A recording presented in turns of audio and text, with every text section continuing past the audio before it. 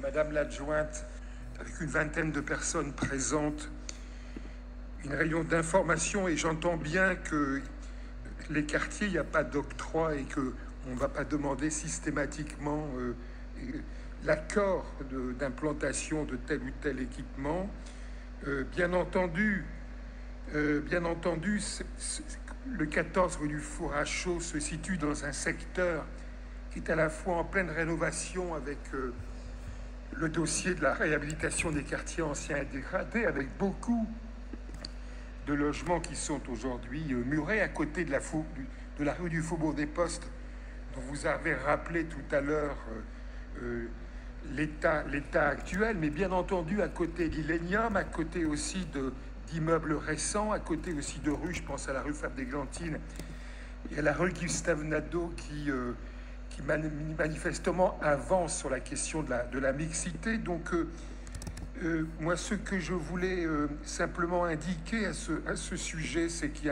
y a un devoir de réussite quant à l'accompagnement de cette arrivée, qui parfois provoque quelques réactions,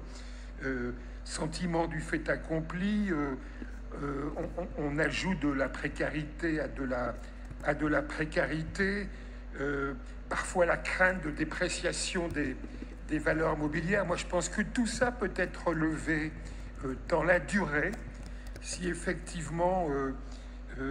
avec la Belge, avec la ville, et avec, je le redis, le sérieux et l'importance de cette structure dans l'accueil de jour des sans domicile fixe, si effectivement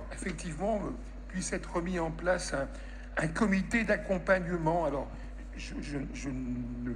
précise pas la forme, et de façon à ce que le partenariat,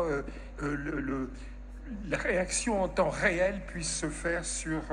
les éventuelles difficultés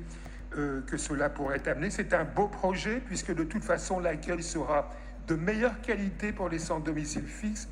Beaucoup de choses pourront se passer à l'intérieur de l'établissement, mais je crois que, tenant compte des leçons de ce qui s'est passé rue Solferino,